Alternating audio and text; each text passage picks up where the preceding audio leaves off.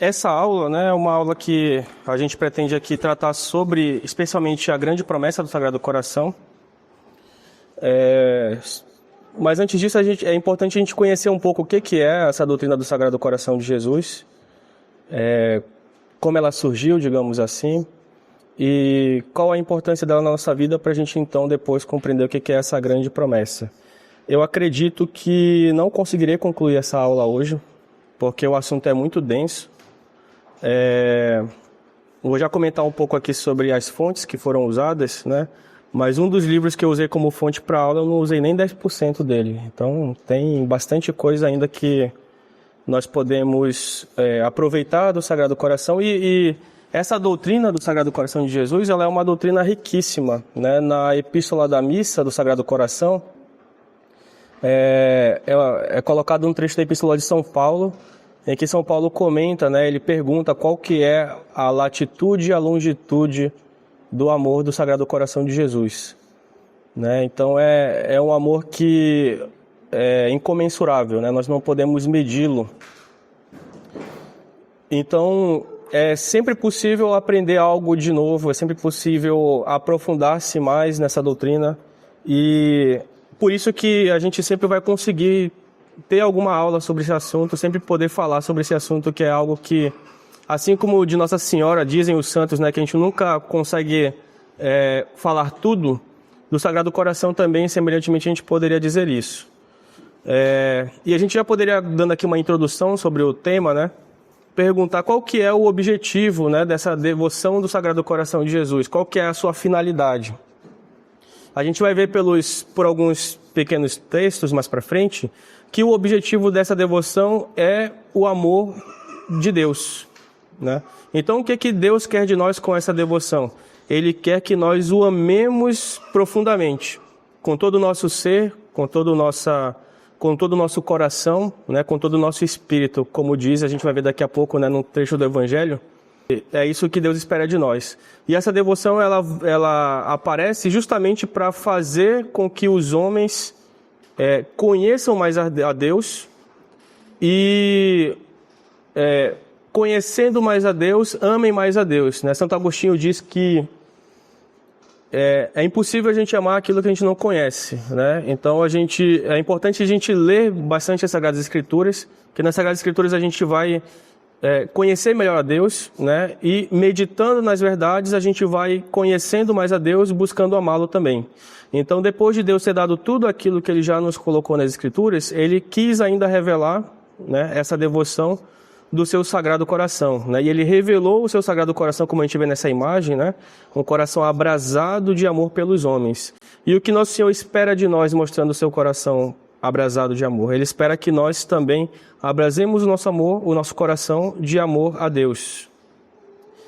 E quais são as virtudes desse Sagrado Coração? Né? O Sagrado Coração, ele é um abismo de todas as virtudes. Né? Todas as virtudes a gente encontra no Sagrado Coração de Jesus. Mas Nosso Senhor destaca duas virtudes, né? Quando Ele fala dessas virtudes que estão no seu Sagrado Coração. Ele diz num dos trechos do Evangelho, né? Aprendei de mim, que sou manso e humilde de coração. Então essas duas virtudes Nosso Senhor destaca, né, do seu coração. E a gente tem o mês de junho, que é um mês dedicado ao Sagrado Coração. O mês de junho ele foi escolhido como o mês do Sagrado Coração pelo Papa Pio IX em 1856. E a gente tem o mundo moderno hoje que escolheu o mês de junho como o mês do orgulho, né? Não vou nem dizer do quê. Mas vejam como o mundo é contrário, né, ao Sagrado Coração, a Nosso Senhor. Enquanto que uma das virtudes que Nosso Senhor destaca no Sagrado Coração é a humildade, o mundo escolhe esse mesmo mês do Sagrado Coração para ser como um mês de orgulho. Né? Então a gente deve buscar evitar o mal, né, o mundo. O Sagrado Coração, essa devoção vai ter essa finalidade também, de que o nosso coração se desprenda cada vez mais do mundo e busque entregar-se completamente mais ao amor de Deus. Então, quanto mais a gente ama a Deus, mais a gente se desprende do mundo. Né? Santo Agostinho diz isso também na sua Cidade de Deus. Né? Ele diz que existem dois amores que construíram duas cidades. O amor de Deus até o desprezo do mundo e o amor do mundo até o desprezo de Deus. Então existem essas duas cidades, né, de dois amores. E o nosso coração ele vai pender de um lado para o outro. A gente tem que buscar pender o nosso coração para o amor de Deus. Um outro ponto interessante que eu queria destacar nessa introdução, a gente vai ver depois isso com mais calma, né? Mas é só para atiçar a curiosidade sobre esse assunto. Tem um trecho da Epístola de São Paulo aos Coríntios que é muito famoso, né? Que ele trata sobre as virtudes teologais. Ele diz que três são essas maiores virtudes, né? A fé, a esperança e a caridade. Muitas vezes as pessoas leem essa passagem no sentido romântico, né? Um noivo que manda para a noiva, né? Dizendo que das três virtudes a que ficará, por último será o amor, né? O amor não é bem uma boa tradução para essa palavra que São Paulo coloca no grego, que seria caritas, né? É um amor de caridade. Então existem essas três virtudes, a fé, a esperança e a caridade. Mas das três virtudes mais importantes, as virtudes teologais, aquela que permanecerá até o fim será a caridade. Isso porque nós sabemos, né, que a fé nós só teremos nessa vida, né? Se nós tivermos a graça de irmos para o céu, no céu nós não teremos mais a virtude da fé, porque nós já veremos a Deus face a face, que é o objeto da virtude da fé, né? A gente tem fé porque a gente crê em algo que a gente não viu, né? A gente crê em algo que a gente não consegue provar com 100% de certeza, como se fosse um experimento científico. Então a fé é uma virtude que depois da morte ela não vai existir mais. Da mesma forma a esperança, né? A esperança ela tem um objeto que é um bem, que é Deus. Então nessa vida a gente espera um dia ter a Deus, que é o sumo bem. Uma vez que nós estivermos já na glória eterna, se Deus nos permitir, nós já teremos o objeto da virtude da esperança, que é o próprio Deus. Então essa virtude, a esperança, ela também não vai existir na vida eterna. Por outro lado, a caridade, ela permanece até a eternidade, porque nós buscamos ter amor a Deus nessa vida, mas depois que nós morrermos e já estivermos no céu, se Deus nos permitir, esse amor só vai crescer ainda mais, porque a gente já vai conhecer Deus exatamente como Ele é. Por isso que das três virtudes teologais é a caridade que vai permanecer até o fim, né? Até a eternidade. Ora, se a caridade é a virtude que vai permanecer até o fim, a gente tem que buscar, já nessa vida, ter uma caridade, esse amor de caridade para com Deus. Amar a Deus nessa vida para que a gente possa amá-lo perfeitamente na eternidade. É esse que é o objetivo da devoção ao Sagrado Coração, né? Que a gente tenha esse amor a Deus e no fim das contas a santidade é isso, né? O que diferenciou os santos das outras pessoas? É porque eles amaram mais a Deus do que as outras pessoas. E se a gente ama a Deus acima de todas as coisas, todos os outros bens nos vêm por completude, digamos assim, né? Nos vêm por intermédio, por graça de Deus. Então se nós amamos a Deus acima de todas as coisas, nós vamos amar aos próximos, ao nosso próximo, por amor a Deus, né? E nós vamos amar os bens inferiores subordinados a um bem maior, a um amor maior, que é o amor de Deus.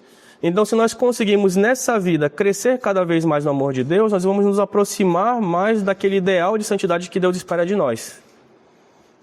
O Dom Chotá, num livro dele muito importante, chamado A Alma de Todo Apostolado, ele diz que se nós não crescemos na vida espiritual, se nós não estamos avançando, é porque ou a gente está estagnado na tibieza ou porque a gente está regredindo. Então isso é um princípio importante na vida espiritual, né? A gente tem que buscar ter sempre o desejo de amar mais a Deus. Essa virtude, né, da caridade, nós devemos exercitá-la nessa vida para que a gente consiga chegar a esse ideal de santidade que Deus espera de cada um de nós, né? E a devoção ao Sagrado Coração de Jesus é um meio eficacíssimo, como a gente vai ver na aula de hoje, para chegar a esse objetivo de amar perfeitamente a Deus. A gente vai ter outras devoções que vão nos auxiliar também muito nesse objetivo de santificação. Por exemplo, a verdadeira devoção à Nossa Senhora, ela está intimamente ligada ao Sagrado Coração também, né? E a devoção que mais intimamente, digamos assim, está ligada ao Sagrado Coração é a devoção eucarística. E a gente vai ver isso em seguida na aula de hoje. 10 minutos na introdução. Tudo bem? Então, essas aqui são as referências da aula de hoje. Eu trouxe aqui alguns desses livros, né? Esse primeiro livro aí é o La Grande Promessa del Coração de Jesus, que é esse livrinho aqui que eu falei para vocês que eu não li nem 10% dele para a aula de hoje, porque é um assunto muito denso. né? É um assunto muito profundo, mesmo que seja um livrinho pequenininho desse aqui, né? Está em castelhano, mas é um livro de 1908, de um padre jesuíta. E ele vai trazer tanta informação que é difícil de a gente dividir numa aula só, né? Então eu trouxe uma parte só, se não for possível concluir hoje, tem assunto para pelo menos mais uma aula. Aí tem aqui a autobiografia de Santa Margarida Maria Alacoque, que é muito, muito boa, né? Foi um dos livros, eu comentei, a gente teve 2 anos atrás, em 2023, uma série de aulas sobre o Sagrado Coração. A gente teve uma aula sobre a vida de Santa Margarida e depois 2 aulas sobre a doutrina do Sagrado Coração. Essa aula de hoje é só sobre a grande promessa, que é uma das promessas do Sagrado Coração. Então quem quiser depois ver, essas aulas estão gravadas e estão no site da Congregação Mariana, né? Podem ser acessadas. E essa biografia de Santa Margarida foi uma das coisas que eu li que mais me impressionou na minha vida. Assim, é um livrinho de 80 páginas, mas é muito impressionante. E aí tem essa biografia também escrita pelo padre André Beltrame, que também é um padre jesuíta, escreveu baseado nos escritos de Santa Margarida. Aí tem esse catecismo aqui, que foi publicado pela editora Domus Áurea. Eles publicaram um combo sobre o Sagrado Coração. Então quem quiser se aprofundar nesse assunto, eles publicaram esse livro junto com um devocionário, que é esse devocionário aqui, que já está bem velhinho. É o Devocionário do Sagrado Coração. E tem um outro livro que é um livro só sobre meditações. Eu sei que esse aí que está com a professora Raquel, né? Esses 2 livros. Esses 2 também foram publicados pela Cultor de Livros, está disponível lá no site deles. Então são livros assim muito bons, que nos ajudam a entender essa devoção e vivê-la melhor no nosso dia a dia, né? Então esse livro que ela mostrou é esse A Jesus dos Corações, Meditações do Sagrado Coração de Jesus, do padre Pedro Arnaud. Se você for pegar esse livro para fazer a meditação dele todos os dias, vai levar aí pelo menos 1 ano, fácil. É um livro muito bom. Além deles, aí aqui algumas coisas especificamente sobre as Sagradas Escrituras, né? A Catena Áurea de Santo Tomás, baseadas nos Evangelhos de São Mateus e São João, e as questões disputadas sobre a verdade de Santo Tomás de Aquino. E, por fim, a Bíblia Sagrada, né? Porque a gente vai ter alguns textos aqui que a gente vai comentar. Esse aqui era o roteiro que a gente tinha planejado, mas a gente não vai seguir totalmente essa terceira parte aqui. Como eu comentei, né? Não está totalmente nessa aula de hoje. Mas a gente tem essa aula dividida em 3 partes. A primeira delas, a gente vai tratar sobre o Sagrado Coração na história, porque essa devoção em si, ela é uma devoção relativamente recente na história da Igreja, né? Ela vai ser destacada ali em 1675. Ela acabou de fazer 350 anos agora nesse mês, no dia 16 de junho, fizeram 350 anos da terceira aparição, a terceira visão de Santa Margarida. Então, se a gente for pegar uma história de 2000 anos da Igreja, né, 350 anos atrás é uma coisa que foi ontem, né? Mas não foi a partir desse momento que surgiu essa devoção. Ela já tem um histórico que Nosso Senhor, né, já foi mostrando aos poucos para que chegasse um momento propício e ele mostrasse completamente essa devoção. Depois a gente vai ver especificamente as aparições de Nosso Senhor a Santa Margarida. E a terceira parte é especialmente sobre a Grande Promessa.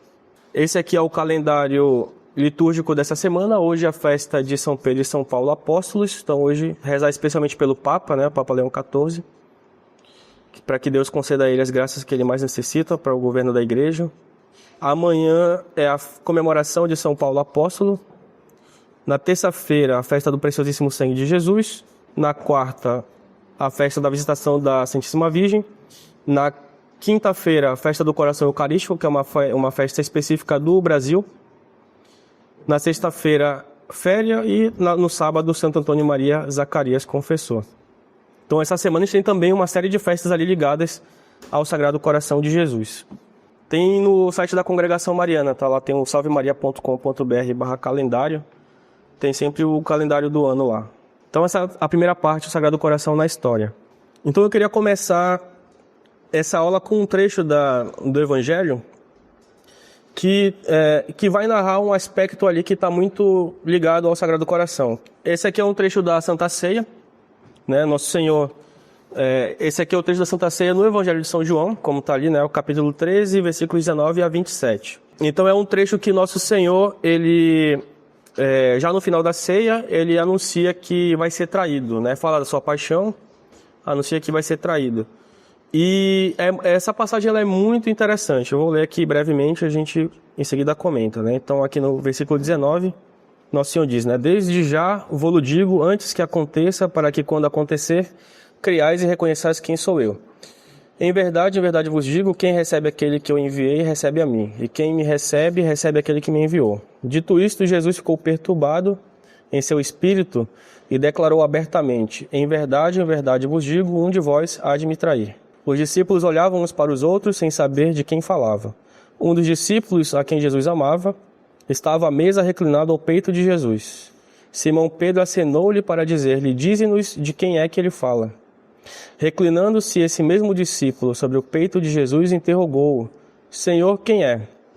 E Jesus respondeu, é aquele a quem eu der o pão embebido. Em seguida molhou o pão e deu a Judas, filho de Simão Iscariotes. Logo que ele o engoliu, Satanás entrou nele. Jesus disse-lhe então, o que queres fazer, faze-o depressa. Então nessa passagem a gente tem uma série de informações importantes, né? Então, de todos os apóstolos, aqui São João, ele obviamente era muito humilde, então ele não disse que esse discípulo era ele, né? Então ele sempre fala o discípulo amado, aquele discípulo que Jesus amava é ele próprio. E é por isso que o evangelho dele sempre vai trazer informações mais próximas de Nosso Senhor, porque ele é um dos que estava mais próximo de Nosso Senhor. Mas vejam que interessante, né? Aqui a gente vê um aspecto do primado petrino, né? Da importância de São Pedro diante dos apóstolos, né? Porque ele dá uma ordem ali para São João, né? Ele diz, pergunta para ele de quem que é, ele dá um sinal para São João e São João obedece, né? Então ele reclina no peito de Nosso Senhor. É interessante aqui também que Nosso Senhor, quando foi falar disso, ele ficou perturbado, né? Então ele ficou como que aflito, tendo que falar isso para os apóstolos. Ele tinha que falar para que eles soubessem que Nosso Senhor já sabia de tudo e que tudo que ia acontecer com ele estava deixando que acontecesse espontaneamente e livremente, né? Para que depois da ressurreição os apóstolos vissem que ele já sabia de tudo.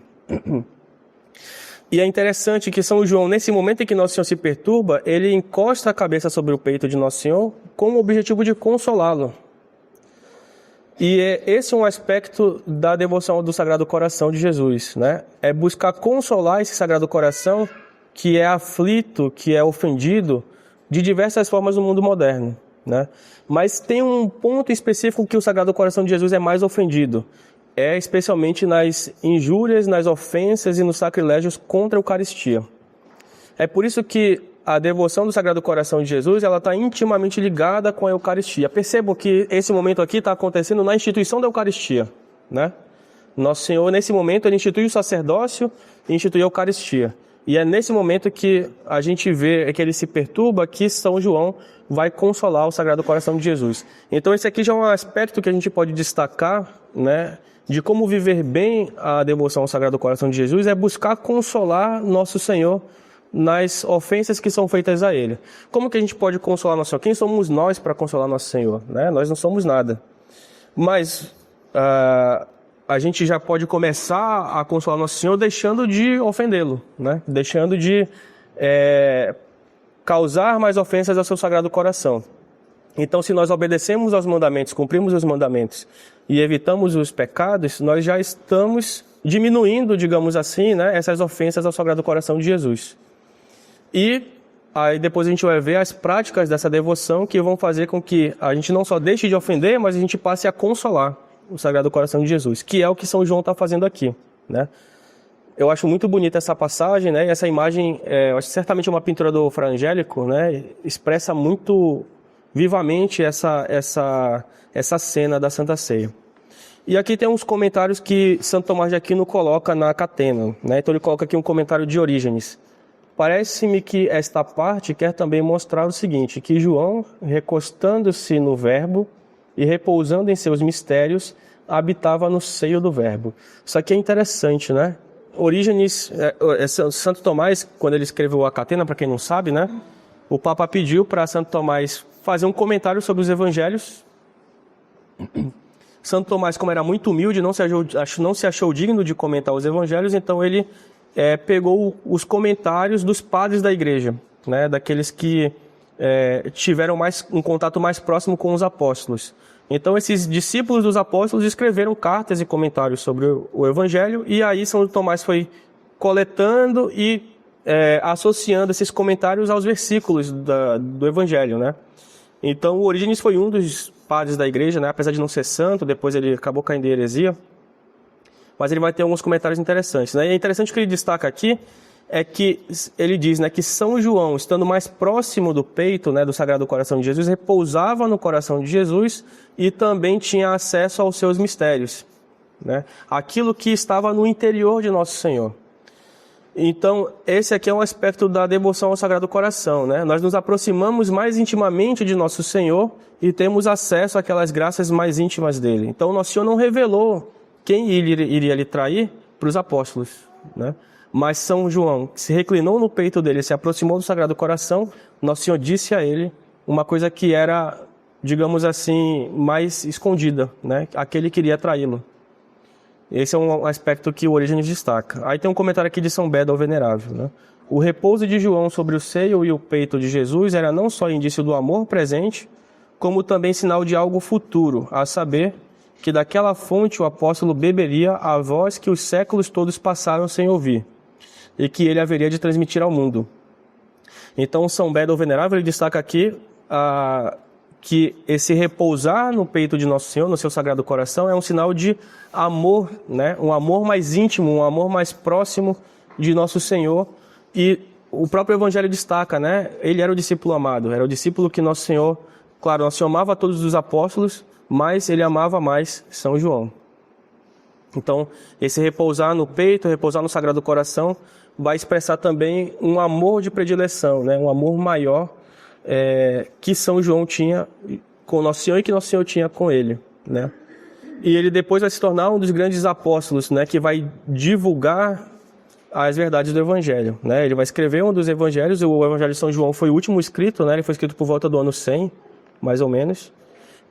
E depois ele vai escrever o Apocalipse também, no final da vida dele.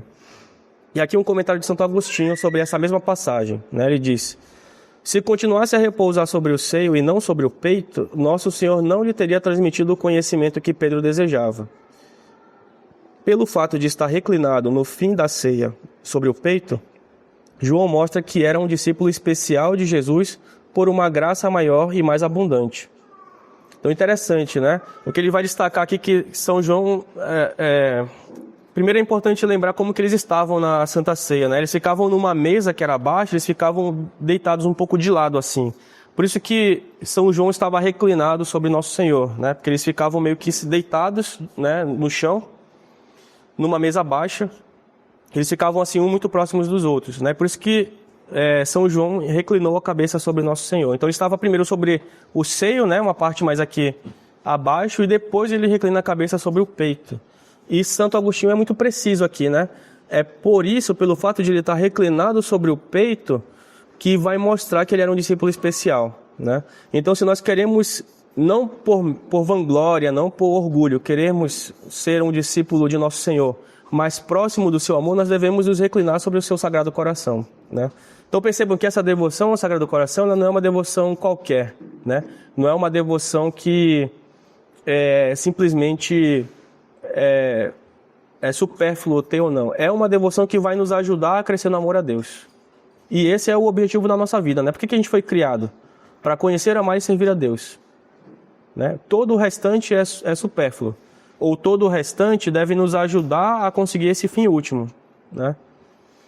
Então a devoção ao Sagrado Coração vai nos ajudar nisso.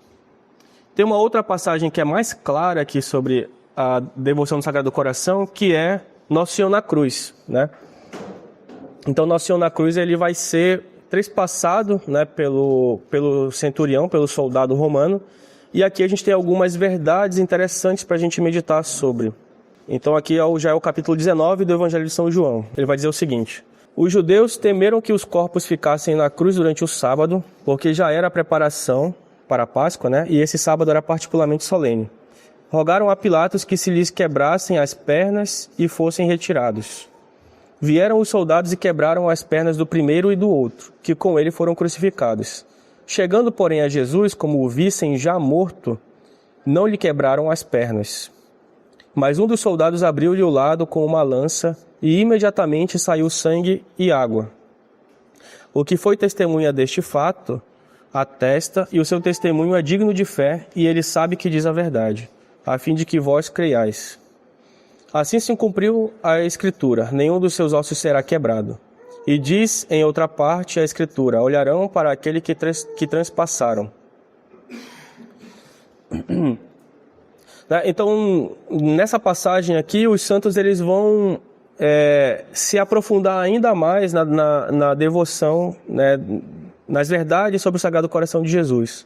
Né? A gente sabe que aquilo que está no Evangelho foi escrito porque era importante para a nossa salvação.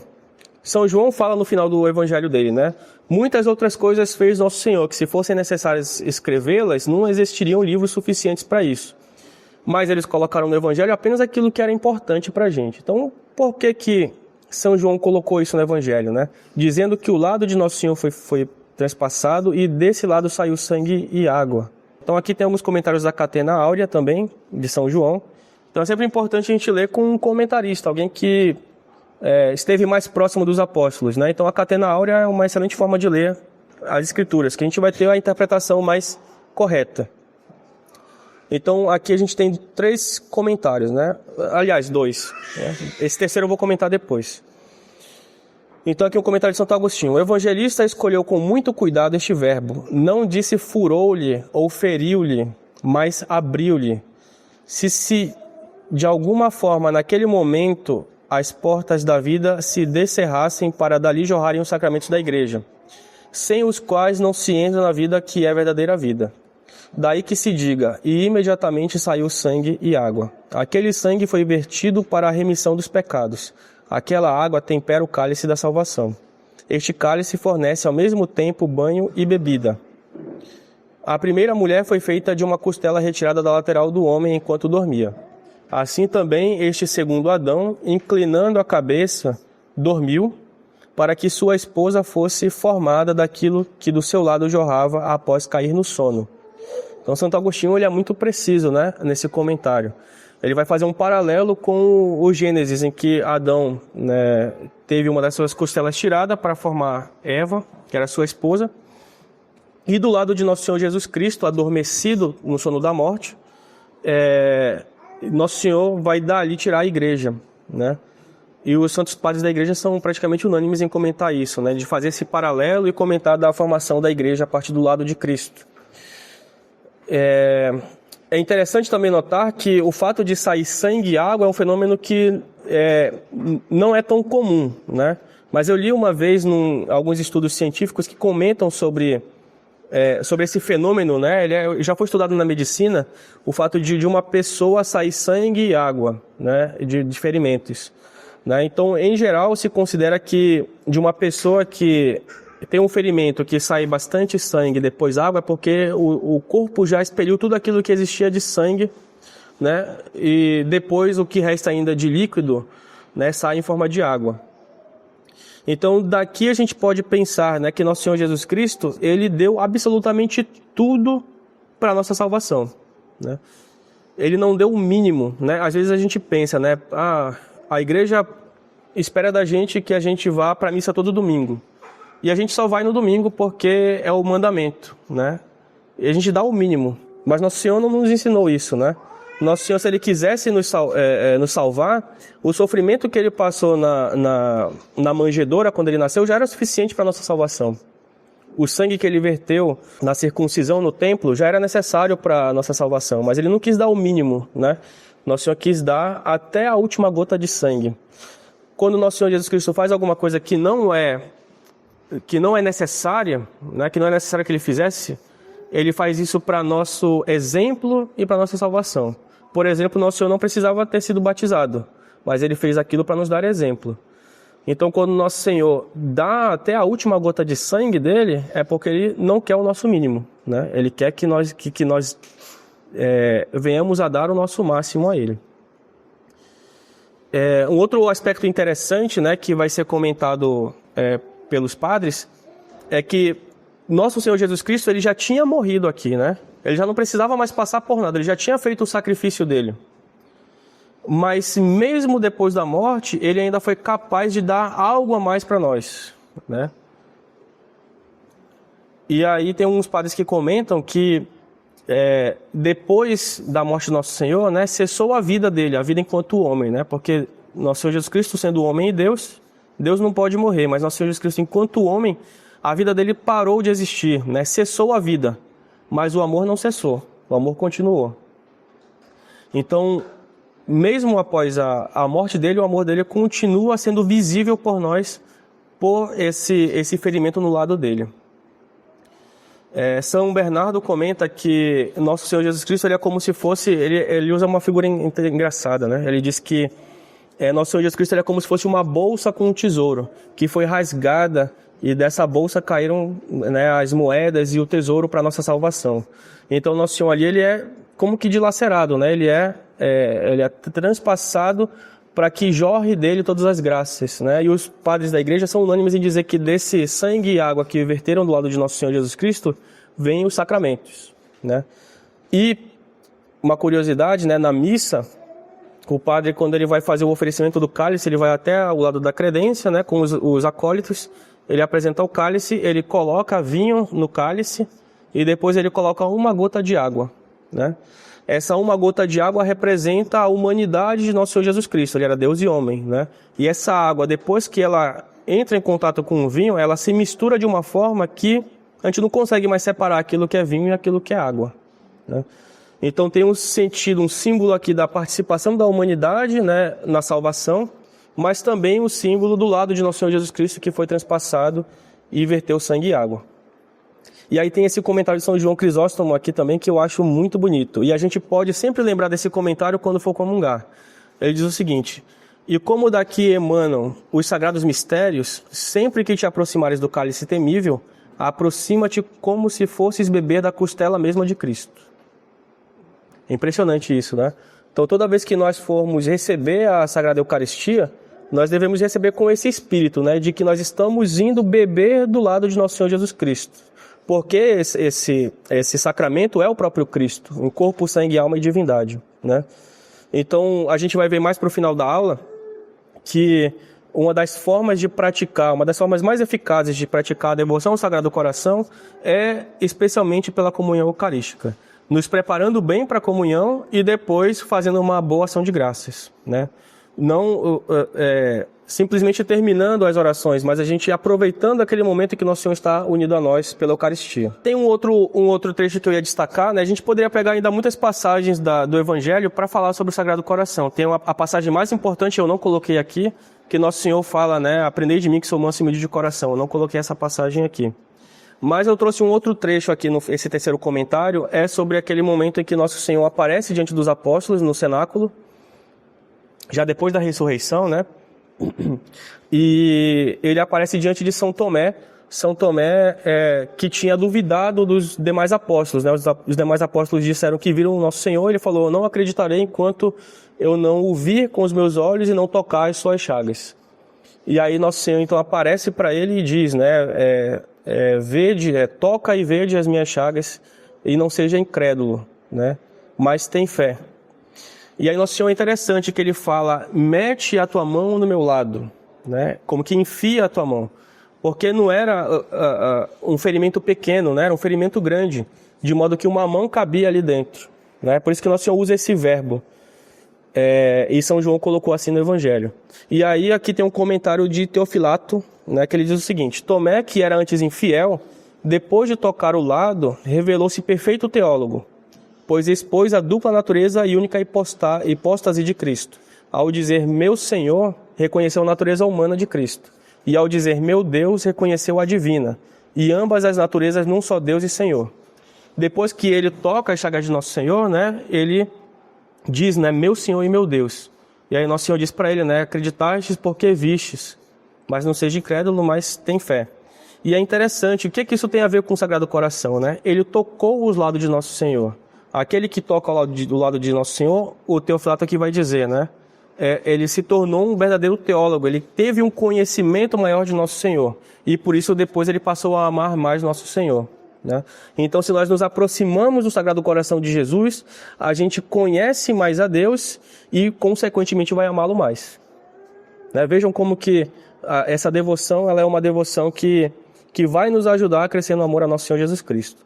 Então, aqui eu destaquei 3 passagens, né, do Evangelho. Vou destacar agora aqui, depois do Evangelho, né, como que essa devoção foi se prolongando no decorrer da história.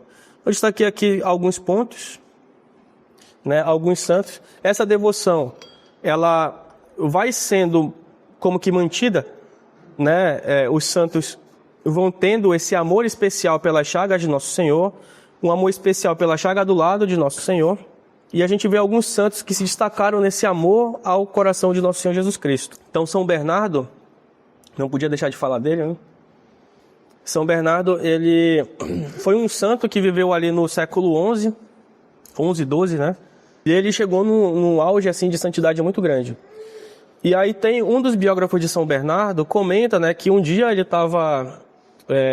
São Bernardo estava rezando numa capela, e ele quis ir falar com São Bernardo, né? Ele entrou nessa capela e aí ele viu isso aqui que ele descreveu, né? Ele disse: Bernardo estava ajoelhado no tosco pavimento perante o altar-mor.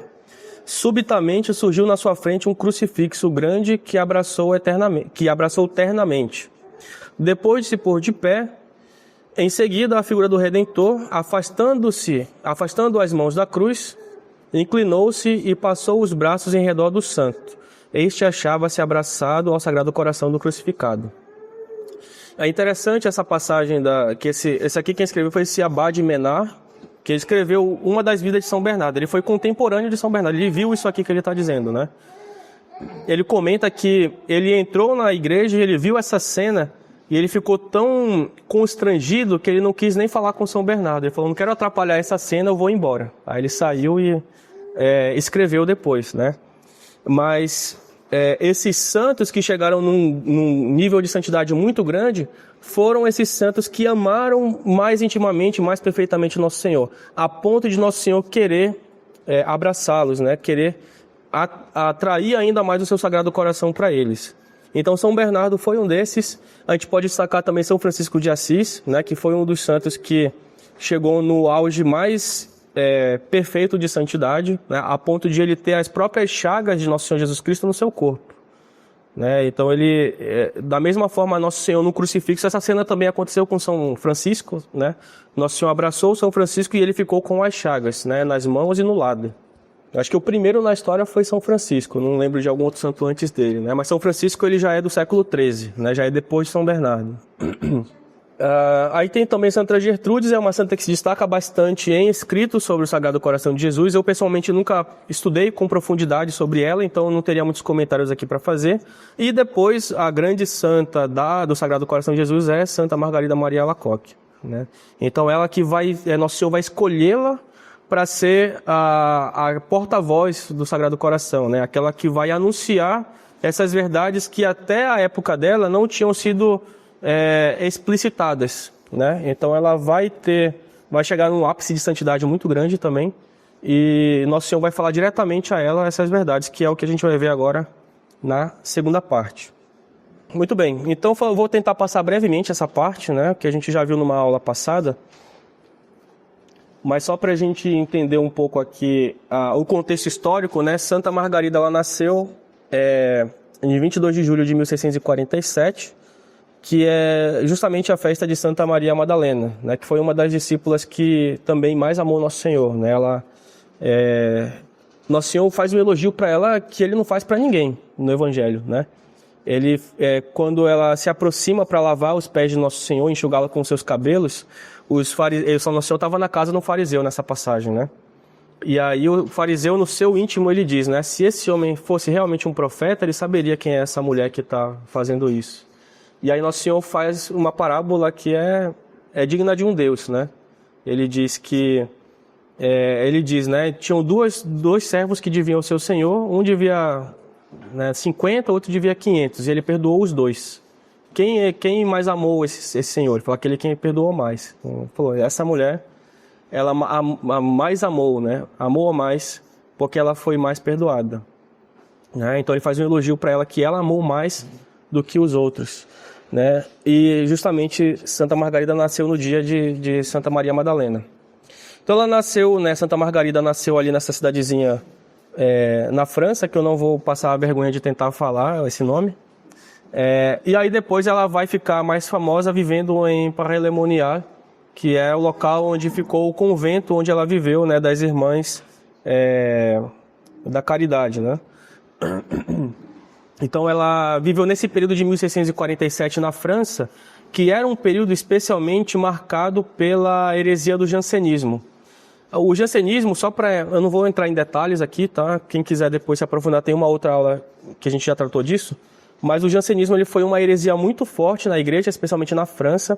Ela foi uma influência do calvinismo dentro da igreja, né? Então o calvinismo é uma vertente do protestantismo, né? Que teve como principal promotor o João Calvino na Suíça.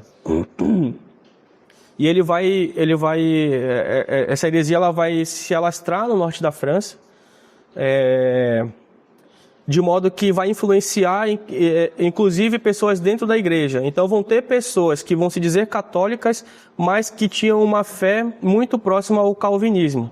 Em que aspecto do calvinismo, né? Especialmente numa doutrina adulterada da predestinação, né? Então os calvinistas eles creem que nosso Senhor designa desde a eternidade as pessoas que vão se salvar e as pessoas que vão se condenar.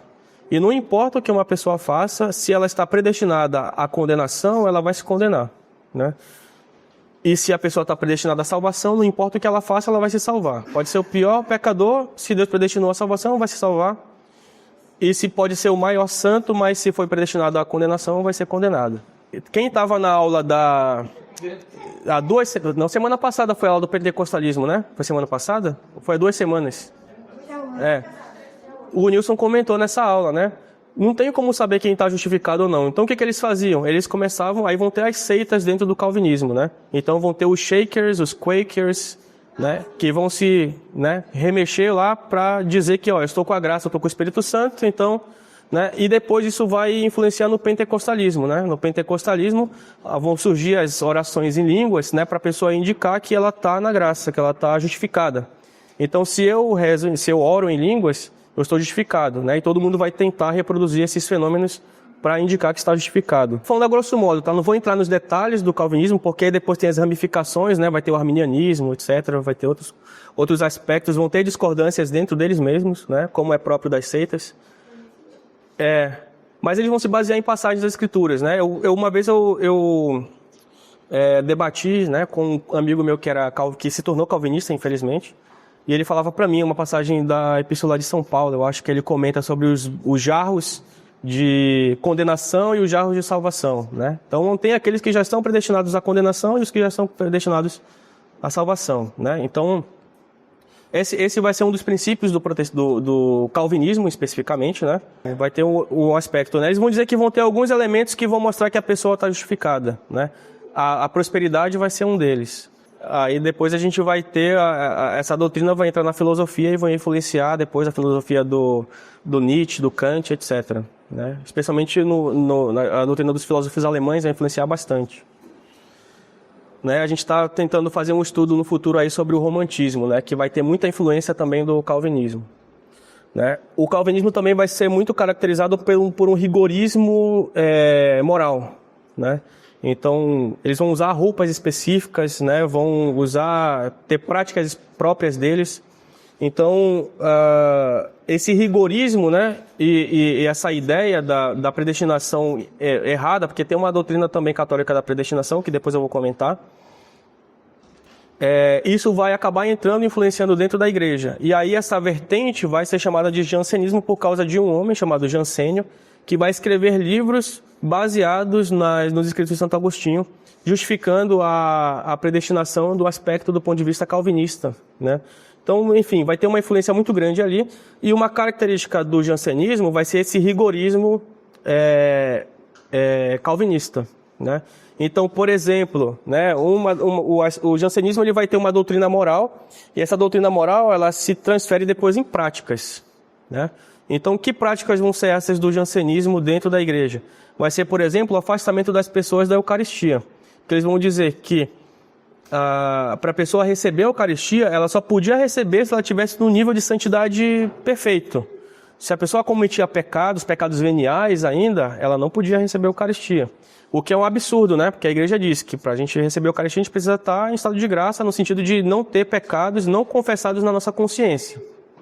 Se eu não tenho pecados não confessados na consciência, eu posso me aproximar da Eucaristia. Né? Aqui vai surgir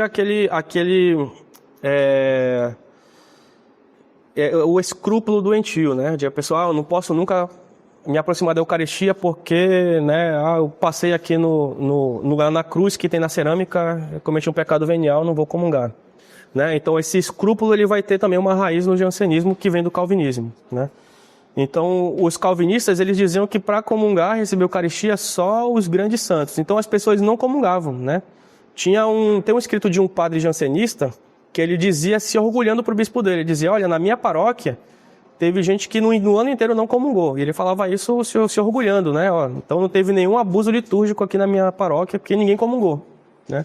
O que é um absurdo, né? Porque a Eucaristia ela não é um prêmio para os santos. A Eucaristia ela é um remédio para os doentes. Né? Só que os doentes estão vivos. Né? Aqueles que estão em pecado mortal, eles estão mortos. Então, para a gente receber a Eucaristia, a gente precisa estar vivo, né? Estado de graça, confessados, para poder comungar. Então, o jansenismo ele afastava as pessoas da Eucaristia e dizia a mesma coisa para a confissão. Eles diziam, para a pessoa se confessar, ela precisava ter uma contrição perfeitíssima, que só os santos conseguem ter essa contrição, que é um arrependimento de ter pecado por ter ofendido a Deus, que é sumamente bem, mas de nunca mais cometer aquele pecado, etc. Né? Mas eles colocavam essa contrição como se fosse assim, uma coisa inalcançável. Então as pessoas também não se confessavam. Então, o que acontecia com pessoas que seguiam essa moral jansenista? Elas se afastavam completamente dos sacramentos. E sem os sacramentos, as pessoas vão afundando cada vez mais em pecados. Né? Então, foi um grande mal na França, o jansenismo. Os jesuítas vão ser os grandes combatedores do jansenismo.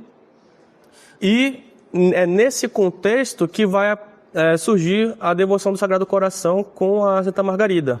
Né? Porque a devoção do Sagrado Coração ela vai justamente aproximar as pessoas da Eucaristia, que é o que a gente vai ver já já. Certo? Então, a vida de Santa Margarida, né, foi uma vida que desde cedo, ela já tinha, quando ela chegou na idade da razão, com 7 anos de idade, ela já fez um voto de castidade, ela queria ser religiosa, ela queria viver inteiramente para Deus. Né? Então ela já queria ser religiosa enquanto ela já era bem nova de idade. Ela tinha contatos muito próximos com Nosso Senhor e com Nossa Senhora. Então Nossa Senhora às vezes aparecia para ela, Nosso Senhor também. Né? Então ela rezava o terço dos dias do Rosário. Né? A mãe dela vai passar por uma grande doença e ela vai se ver na necessidade de ter que ajudar a mãe dela. E a família dela vai pressioná-la muito para que ela se casasse, para que ela conseguisse um bom marido que desse sustento para a família. Né? E ela vai passar por muitas dificuldades nesse momento, porque ela já tinha feito o voto de castidade e ela já queria ser religiosa. Né? Então ela vai ter uma vida assim de uma entrega completa a Nosso Senhor desde a infância dela, né? Desde da mais tenra idade. E assim, a maior falta que ela teve na vida dela foi nesse período, porque as pessoas pressionavam a ela que ela se casasse, ela vai se vestir bem para que ela fosse considerada bonita, né, na sociedade, alguém tivesse interesse por ela. E ela vai depois... ela vai se arrepender amargamente disso como se fosse assim um grande pecado. Né? Vejam o nível de santidade dela. Ela não, assim, eu falei para vocês, né? De todos os santos que eu já li até hoje, a vida dela foi acho que foi a que mais me impactou. Olha que eu já li, olha que sou muito devoto de São Bernardo, né? A vida de São Bernardo também, todo ano eu leio. Mas, assim, a vida dela, eu lia uma página e eu ficava assim, meu Deus do céu, né? O que eu estou fazendo da minha vida? Então, ela realmente chegou num ápice de santidade, assim, muito impressionante. E ela fazia muitas penitências, né? No sentido de reparar, né, de reparar as suas faltas e de unir-se ao sofrimento de Nosso Senhor. Então não vou entrar muito em detalhes da vida dela, né, porque a gente já teve uma aula sobre isso, mas já vou entrar aqui diretamente sobre as aparições. Né? Então, Nosso Senhor vai falar muito constantemente com ela depois que ela faz os votos de religiosa. Né? Acho que eu comentei aqui, acho que eu acabei tirando esse slide. Mas depois que ela faz os votos de religiosa, aí ela entrega tudo, né? Ela se entrega completamente a Nosso Senhor. E aí Nosso Senhor vai falar mais constantemente com ela. Então a gente vai destacar dessas conversas que Santa Margarida tinha com Nosso Senhor, a gente destaca 3 grandes revelações, né? Mas Nosso Senhor falava muitas coisas para ela. Então dessas 3 grandes revelações, né, a gente vai ter a primeira delas, que aconteceu no dia 27 de dezembro de 1673, que é justamente na festa de São João Apóstolo, né, São João Evangelista. Então Nosso Senhor diz a ela, né, eu te escolhi como um abismo de indignidade e ignorância para a realização de tão grande desígnio, a fim de que tudo seja feito por mim mesmo, né? Então ele vai dizer, né, eu escolhi você como uma pessoa insignificante, ela não era nada, né? Não era uma pessoa que era destacada na sociedade nem nada, mas para ficar claro que tudo aquilo que estava vindo, que estava sendo conhecido, era por Nosso Senhor e não por ela. Então esse aqui é um dos textos, né, da primeira grande aparição de Nosso Senhor para ela. Ele vai dizer para ela, meu coração, disse-lhe, ele sente-se tão apaixonado de amor pelos homens, que já não pode conter dentro de si as chamas de sua ardente caridade. Vê-se obrigado a expandi-las por teu intermédio e a manifestar-se a fim de enriquecê-los dos seus preciosos tesouros e das graças de que necessitam, para evitarem a eterna perdição. Por isso eu te escolhi a ti, tão indigna e ignorante, para ser o instrumento das realizações dos meus desígnios. Então é aquilo que eu comentava no início, né? Nosso Senhor, ele já mostrou todo o seu amor pela humanidade na paixão, mas ele ainda quis guardar, digamos assim, né, o seu Sagrado Coração, e ele quis depois revelar o seu Sagrado Coração para deixar claro para toda a humanidade, olha, eu amo a humanidade de uma tal forma que o meu coração arde de amor pela humanidade. E o que Nosso Senhor quer em troca desse amor que ele tem pela humanidade? Ele quer o nosso amor, né? Ele quer o amor pelo amor, dá o seu amor a nós em troca do nosso amor por ele. Então, é por isso que ele vai revelar esse seu coração abrasado. E quando a gente vê as imagens do Sagrado Coração, né, a gente vê o coração, essa imagem do coração, que é aquela que estava no início da aula, né? Esse coração vai ter um corte do lado, que representa a chaga do lado de Nosso Senhor, e vai ter uma grande chama saindo em cima, como que coroando, né, esse coração. Essa vai ser uma das representações mais comuns do Sagrado Coração. Na segunda revelação, ela foi no ano de 1674, então foi no ano seguinte. A gente não sabe exatamente que dia que foi. Mas aqui Nosso Senhor vai dizer a ela, né? Uma vez em que estava exposto o Santíssimo Sacramento, vejam, né, a união íntima do Sagrado Coração com a Eucaristia. Então ela estava adorando o Santíssimo Sacramento, né? Senti-me toda concentrada em mim mesma por um recolhimento extraordinário.